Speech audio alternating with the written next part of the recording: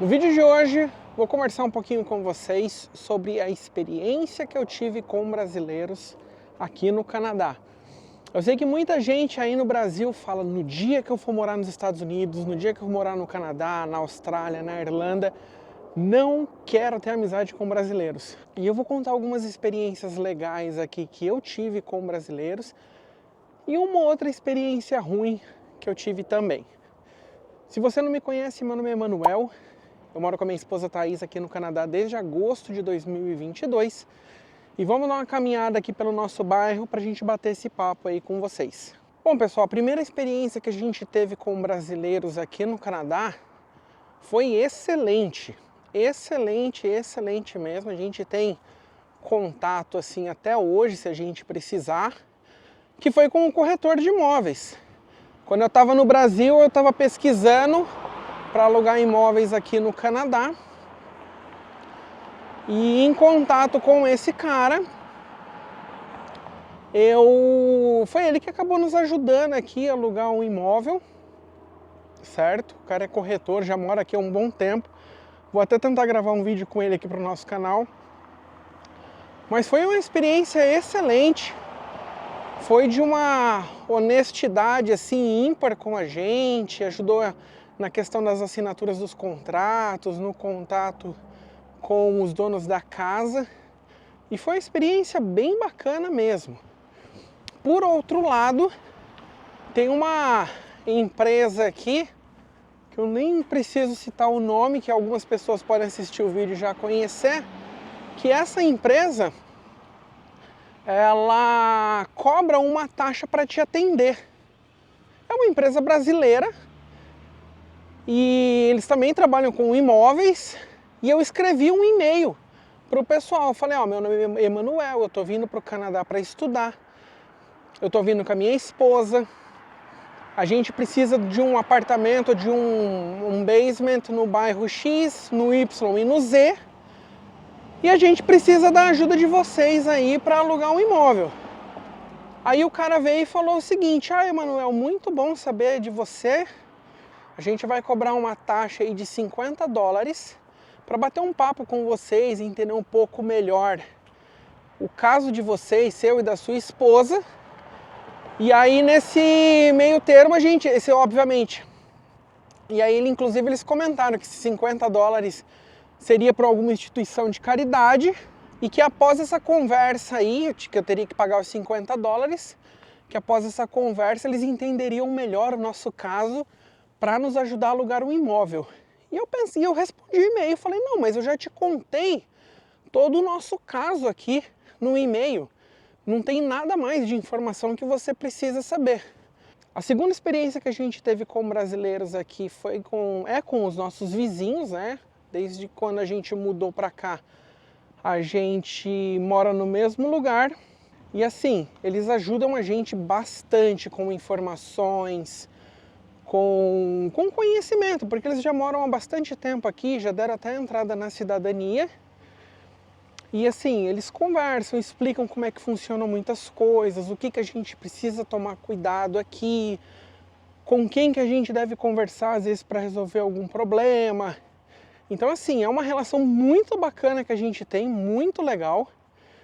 A gente gosta bastante deles, assim, tem uma confiança que às vezes, por exemplo, preciso de um favor assim, você consegue me dar uma força? Não, eu consigo, sem problema algum. Então, querendo ou não, é uma experiência bem... Assim, a gente deu muita sorte, é uma experiência bem legal, a gente, graças a Deus, deu muita sorte aí de estar morando próximo. E, assim, é uma amizade que veio já pra ficar. A terceira experiência que eu tive com brasileiros aqui também foi perfeita, foi muito bacana. Tenho amizade com ele até hoje, de vez em quando a gente troca umas mensagens aí. Que foi um cara do Rio de Janeiro que estudou comigo aqui, não no mesmo curso, mas estudou no mesmo college aqui na Centennial, no campus de artes. E o engraçado é que assim, apesar de ter feito teste de inglês para vir para cá, de ter feito prova, todo mundo na sala de aula tem que fazer aula de inglês. Todos os estudantes internacionais precisaram. E o horário que eu fazia, tinha pessoas de outros cursos, e eu acabei conhecendo esse cara durante essas aulas online, no curso de inglês, nas aulas de inglês do college. E aí tinha um pessoal lá, tipo um fórum, o pessoal mandava mensagem falando: ah, eu sou fulana da Nigéria, eu sou fulano da Colômbia. Aí eu vi o nome dele lá, eu sou fulano do Rio de Janeiro, do Brasil. Eu falei: meu, fechou, vamos mandar mensagem. Mandei mensagem, a gente conversou, e depois de um tempo, eu lembro que ele entrou em contato comigo, porque apareceu um trabalho aqui, uma gravação, tipo de um documentário, inclusive para Vale. E para quem não sabe, a Vale, sim, eles têm uma sede aqui também no Canadá. Eu posso até explicar isso daí depois para vocês. E o que aconteceu? Conversando com ele, ele falou: meu, Emanuel, vai ter um trabalho assim, assim, assim, no dia tal, e eu não consigo ir, você consegue me cobrir? Ir no meu lugar? Eu falei: meu, fechou. Aí eu falei pra ele: cara, eu não sei qual que é o preço do audiovisual aqui no Canadá, eu sei no Brasil. Eu tinha minha produtora, eu sei quanto que eu devo cobrar, mas aqui no Canadá eu não tenho a mínima noção disso. E aí falando com ele, ele falou: ó, cobra X, vai ser uma gravação aí de umas 3, 4 horas, você cobra X e fecha com eles. Dito e feito. E graças a Deus deu tudo certo. Inclusive depois de um tempo também, o pessoal da Vale me chamou novamente para fazer um trabalho parecido. E aí, assim, tenho amizade com esse cara até hoje, a gente troca mensagem, a gente às vezes não consegue marcar aí para tomar uma cerveja, mas por conta da correria, de não bater os horários, mas assim, uma pessoa muito legal. Por mim, assim, uma pessoa bem querida e que me deu uma força bem grande. E assim, falando até um pouquinho pela Thaís, eu vou deixar ela gravar um outro vídeo aqui falando sobre isso, mas assim, as experiências que ela teve com brasileiras aqui sempre foram excelentes. O pessoal assim, sempre acolheu, a tratou super bem. Ela sempre se sentiu em casa em relação a isso. Agora, eu quero relatar 2 experiências que eu tive aqui com brasileiros, que, com perdão da palavra, foi de cair o c... calça. A primeira experiência que eu tive ruim com brasileiro aqui foi o seguinte: no ano de 2023, o meu college finalizou em abril, eu e a Thaís precisaríamos dar entrada aí na extensão do visto.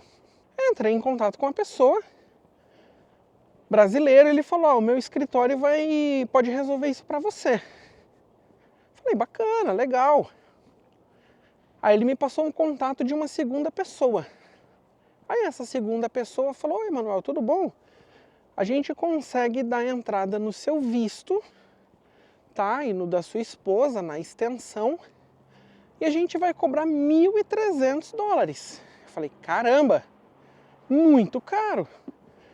Porque quando a gente deu entrada no processo no Brasil, para aplicação do visto, foi mais ou menos aí uns R$600 em 2021 para 2022. Eu não sei se os preços, eu creio que os preços ainda não sejam os mesmos. Mas a gente pagou mais ou menos isso daí, fora o preço do visto. E aqui o cara já estava cobrando $1.300, sendo que o visto a gente ia pagar 400. O cara ia reembolsar $900 para dar entrada no processo. Eu entrei em contato com uma agência em São Paulo e eles falaram: ó, a gente não dá entrada em reextensão de visto, só na entrada na primeira vez mesmo. Aí eu falei: putz, agora ferrou. Aí esse pessoal de São Paulo, eles me indicaram uma outra agência que fica em Vancouver, e essa agência falou a mesma coisa, falou assim: ó, a gente vai cobrar $1.200 para fazer o processo de vocês. Falei: caramba, é grana, porque assim, a gente estava economizando. Como a gente ia aplicar para uma reextensão, eu estava pagando um segundo ano de college, é caro. Então assim, como diz no bom português, a gente tem que fazer das tripas coração. E aí, precisando economizar, eu conversei com alguns amigos meus aqui, que deram entrada nessa reextensão do visto. E um amigo meu, um dia fazendo um trabalho aqui também de audiovisual, ele falou: Emanuel, tem um cara, eu comentei com ele do preço que me cobraram, ele falou: meu, tem um cara aqui, muito gente boa, o cara fez o meu processo e ele me cobrou barato. Você quer o contato dele? Eu falei: claro. Peguei o contato do cara, falei com ele, falei: ó, fulano, o seguinte, esse cara não era brasileiro, tá? Pra começo de conversa. Eu falei: fulano, eu preciso aplicar para reextensão do meu visto e do visto da minha esposa. Como que eu devo proceder? Ele falou: vou te indicar um outro cara que trabalha aqui dentro do escritório, você vai falar com ele. Falei com o cara, tal, ele falou: Emanuel, eu vou te passar a lista de documentos, que nada mais é do que a mesma lista de documentos que você precisa para aplicar para o seu visto. Então o processo basicamente é o mesmo. As diferenças é que você não precisa fazer o exame médico novamente e você não precisa tirar foto e digital, porque você já fez isso, toda a documentação é a mesma. E aí, conversando com o cara, eu juntei os documentos que ele pediu e um dia liguei para ele. Falei: fulano, tô aqui com os documentos, todos em mãos. Ele falou: legal, você tá na frente do seu computador? Eu falei: tô. Entra no site lá para aplicação do visto. Entrei, ele falou: ó, vai ter uma página assim, assim, assim, assim. Você vai responder todas essas perguntas. Depois que você responder... Aí eu fui respondendo, pergunta a pergunta. Ele esperou. Deu ali uns 8, 10 minutos.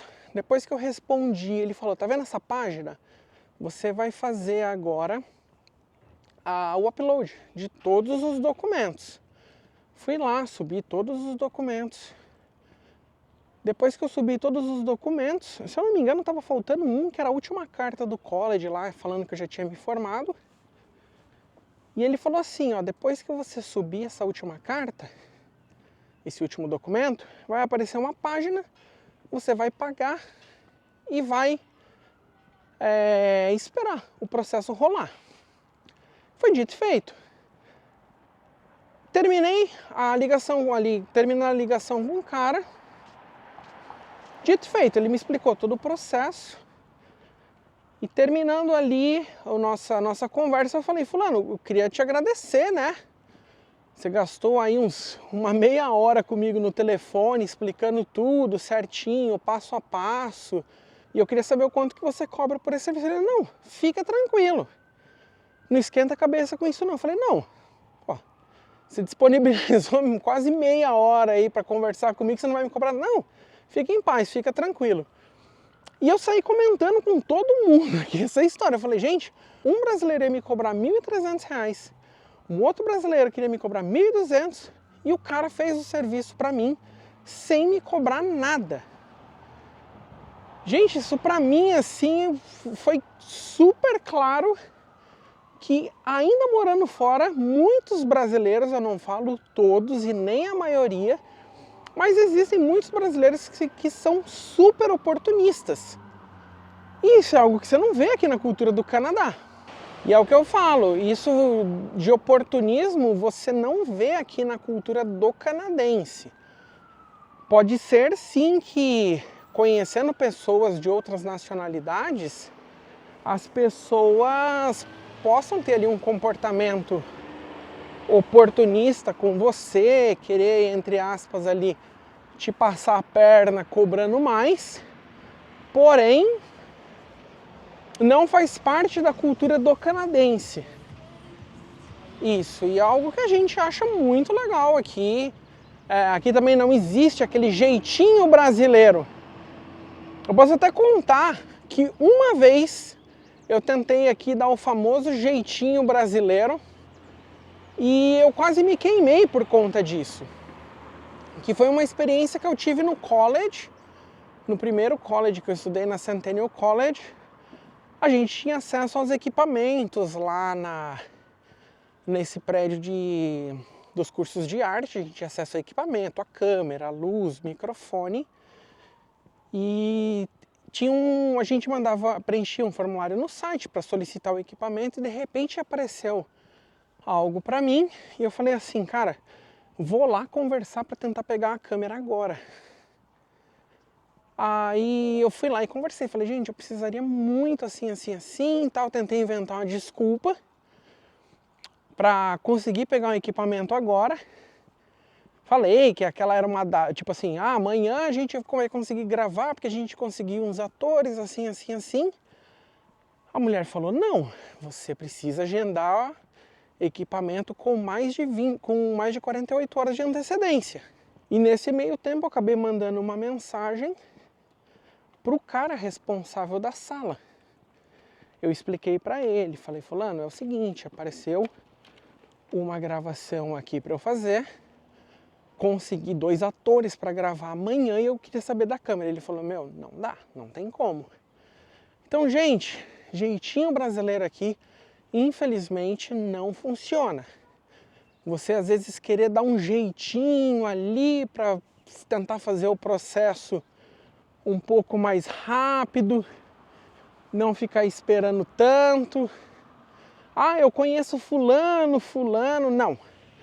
Aqui, graças a Deus, isso não faz parte da cultura. E até resumindo o que eu estava falando no vídeo, a gente, graças a Deus, sempre teve boas amizades aqui, ótimos contatos com brasileiros. Eu sei que tem muita gente que reclama, que critica, que o brasileiro lá fora é oportunista, que o brasileiro vai te explorar.